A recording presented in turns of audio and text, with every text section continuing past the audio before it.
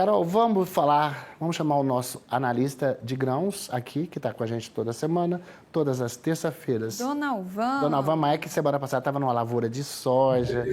Eu acompanhei a rede social dele. Fez sucesso aquela aparição sua?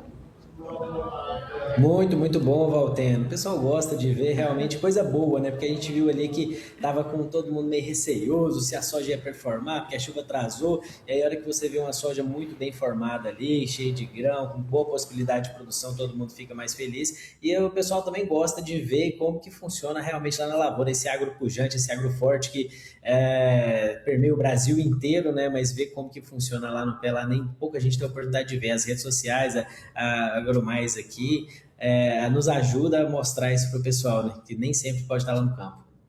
E agora, quando for começar a colheita, que é daqui a pouco, Carol, em Goiás, porque tem alguns lugares, a gente vai mostrar aqui na tela a evolução da safra já. Ontem a Conab divulgou o boletim semanal, que até a gente vai mostrar aqui, para você ver na análise, progresso da safra. Não tem tudo, mas assim uma parte. Colheita da soja, né? Então, Mato Grosso, 6,4%, né, Carol? Mato Grosso do Sul, 1%, Paraná, 2%, Minas Gerais, 2% e Bahia, 1%. Vamos ver, próximo mapa. O que vem aí, Carol? Vamos para o próximo, o plantio do milho segunda safra 2025-2026. Mato Grosso, 1,4% de área plantada e Paraná, 1% ao todo, né, somando todos os principais estados produtores, 0,8%. Ainda está no início, tá no a gente início, vai acompanhar, né, essa evolução, né, Dona Alvan? Tem mais algum aí, meninos? Algum outro mapa?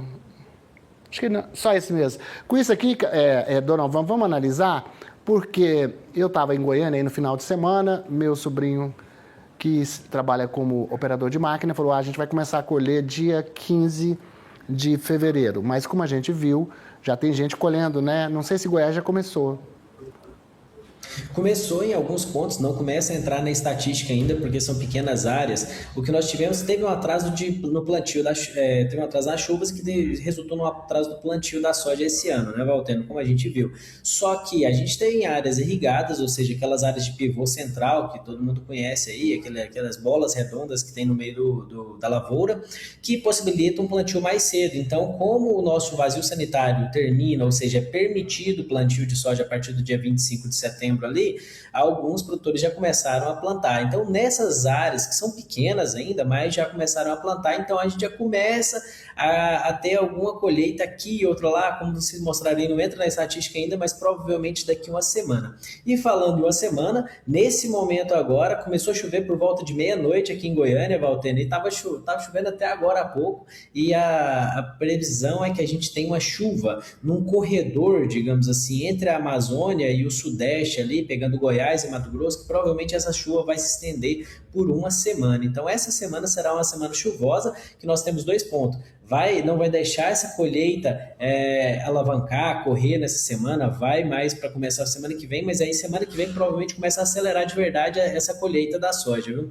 E aí essa semana agora essa chuva é boa porque como a gente tem um plantio muito escalonado, então vai possibilitar que aquela soja mais jovem, aquelas plantas mais jovens consigam também entregar todo o potencial produtivo. As expectativas é que a gente ultrapasse 175 milhões de toneladas de soja, que a gente tem uma produção maior do que a gente teve no ano de 2025, que foi uma grande produção. Assim, tivemos menos investimento, mas o clima está ajudando agora e a expectativa é muito boa em relação à colheita da soja. Mas o ponto que eu gostaria de colocar aqui hoje para falar de comercialização é que nossa comercialização está atrasada em relação ao último ano e à média dos últimos 5 anos, Valteno. Nós temos uma comercialização na casa de 35% dessa safra, ou seja, tudo que está plantado em campo com essa expectativa de produção, apenas 35% foi comercializado. Nós temos aí mais ou menos de 3 a 4% dessa área colhida, então essa que vai colhendo já vai entregando esses contratos que foram comercializados, mas logo em breve, aí 2 ou 3 semanas, já vamos entrar em partes que não foram comercializadas. Os produtores começam a ter que comercializar ou então armazenar essa safra aí começa aquele pega da colheita, né, que é correr para armazém geral, as filas dos armazéns. Então, a gente falou de logística há 2 semanas atrás aqui, falei até com a Carol sobre logística, um ponto muito interessante, que é esse planejamento logístico que o produtor vai ter que ter, porque muita gente não comercializou essa soja, vai utilizar os armazéns gerais aí para poder armazenar, e aí tem a questão dos caminhões, né, de planejamento desses caminhões na lavoura. Pois é, Dona Alva, era justamente isso a nossa próxima pergunta, né? A gente ia te perguntar como é que fica aí o perfil do produtor em relação ao comércio. Mas então fala pra gente agora um pouco qual orientação vocês passam, né? Como que deve ser feita essa comercialização? Como que eles devem agir a partir de agora? Até porque você disse que 35% foi comercializado, é um volume baixo. Você está fazendo comparação com o ano passado, nessa mesma época? Nessa mesma época, ano passado, a gente tinha um pouco mais de comercialização, um pouco mais de 40%. Agora, quando a gente analisa isso, eu tenho até olhando esses dados aqui, para a gente ser bem fidedigno à realidade, quando a gente olha aí no ano de 2025, nesse mesmo período, a gente estava com quase 40% nessa mesma época agora. A gente agora está com cerca de 35%. O negócio é que 5% parece pouco, mas quando a gente olha o volume aí de 175 milhões de toneladas, é um volume muito expressivo. E ano passado nós tivemos vários desafios, Walter, em relação à logística, tá? Então, muitos armazéns gerais tiveram dificuldade na hora do recebimento, soja úmida, e a gente está vendo essa semana novamente aí que está chovendo bastante, então a gente vai iniciar uma colheita aí com bastante umidade no solo, e aí essa questão de organizar a logística, de se planejar, de contratar caminhões antecipadamente, de fechar frete. Walter, um ponto que eu vou trazer da semana passada para cá, tá? De um ponto que a gente colocou. O produtor rural, ele preocupa muito e está muito certo de aumentar sua rentabilidade, de aumentar sua sustentabilidade, de brigar no preço ali para conseguir R$1, R$2, R$3 acima do preço. Só que chega na hora da colheita, a falta de caminhão e aquela procura grande por parte dos produtores ali. Quando tem fila em armazéns, por exemplo, o frete sobe R$1, R$2, R$3 por saco. Então é aquela conta que chega inesperada. Então qual que é a dica? Se planeje, ainda está em tempo, procure aí, faça o planejamento de colheita dos talhões ali, faça uma expectativa de quanto que você vai conseguir colher por dia, claro que é uma expectativa, porque a gente tem a questão de clima e tudo, mas uma expectativa de quanto que vai colher, quantos caminhões serão necessários na lavoura, olhar para onde já foi comercializado e aonde não foi comercializado, onde que você vai armazenar essa soja, já para poder planejar essa logística e não ter problema lá na hora do campo, porque isso pode elevar muito os custos, tá? Então assim, a gente tem uma média de comercialização menor do que o do ano passado, isso tem um motivo, tá, Valtena? Esse ano nós tivemos uma estabilidade baixa nos preços. O que é isso? O máximo que nós tivemos aqui no estado de Goiás foi preço de R$120 a saca de soja. O produtor, com a memória recente, queria um preço um pouco maior e acabou não vendendo, esperando preços melhores. Só que agora tem um gargalo, essa soja tem que sair do campo e muito poucos produtores têm armazenagem própria e conseguem principalmente segurar o fluxo de caixa de não vender essa produção nesse momento.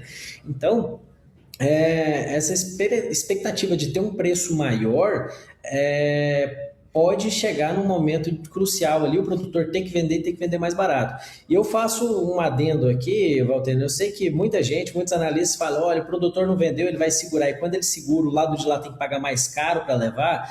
Eu tenho que fazer aqui um ponto de atenção, que os produtores rurais tenham esse ponto de atenção também. Nós temos uma demanda alta de grãos, sim, tanto de soja quanto de milho, nós temos uma demanda crescente por grãos. Um ponto é que quando você chega com oferta muito grande, que é o momento da colheita, como vai ser agora, você tem soja nova. E se tem soja nova, você tem oferta em todos os lugares. E a gente tem uma pressão que a gente viu aí com crédito caro, com dificuldade de financiamento da safra. Os produtores rurais estão com fluxo de caixa um pouco mais apertado, o que vai fazer esses produtores vender. E isso não adianta a gente esconder, tampar o sol com a peneira, por quê? Porque isso aí está posto no Brasil, os compradores também sabem disso. Então, o que tem que fazer é fazer planejamento de comercialização. Mas agora estamos na boca da safra, parar, sentar de novo e ver qual vai ser o plano, o quanto que vai armazenar, quanto que vai guardar, até quando consegue guardar essa safra. Então, olhar para o outro lado agora de fazer esse planejamento logístico aqui e pensar, eu consigo segurar essa safra até quando? E pesquisar preço, porque isso aí vai garantir que tenha aí R$1, R$2, R$3 acima se a gente pesquisar bastante no mercado, viu, Walter? Como é que é aquela frase que você falava mesmo, da mão para a boca, o cara vende como? Vai vendendo aos poucos? Como é que é?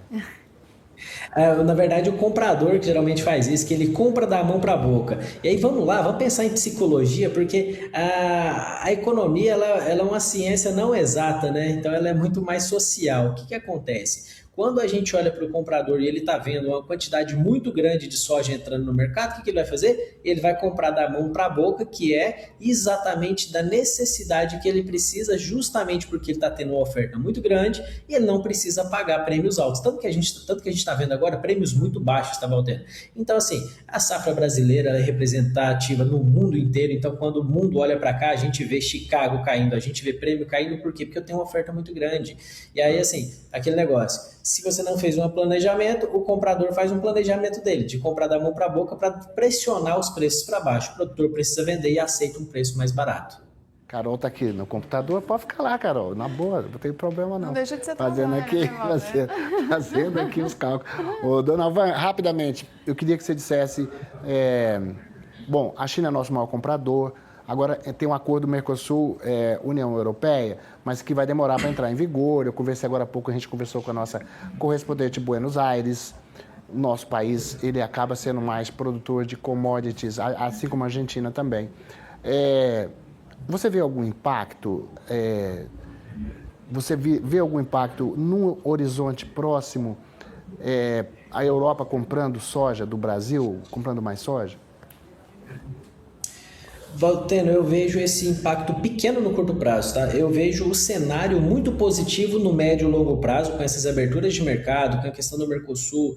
A abertura de mercado e o aumento de demanda por biocombustíveis, ela melhora para o setor agropecuário. Mas no meio do caminho aí, nós temos a reforma tributária acontecendo. Eu sei que você perguntou do acordo do Mercosul, só que não dá para eu olhar simplesmente um ponto isolado. O que eu tenho que dizer aqui é que o cenário para o agronegócio ele é positivo no médio prazo, só que o produtor precisa viver no curto prazo, e no curto prazo as margens estão muito apertadas. Então o produtor que olhar para dentro de casa agora com mais afinco e menos simplesmente para o cenário, vai se dar melhor para poder chegar e cumprir essa demanda. Nós tivemos a notícia que saiu hoje nos jornais aqui, eu estava lendo agora há pouco, um investimento de 1,7 bilhões de reais do BNDES em usinas de etanol, só aqui no estado de Goiás. Então, um investimento que não se viu nos últimos anos, nunca se viu. Ou seja, a demanda é crescente, a demanda por exportação é crescente, a China está comprando bem e tem demanda para isso. O Mercosul vai abrir mais mercado, o que vai possibilitar essa transação ali. E essa transação, ela melhora no seguinte ponto, Valtero.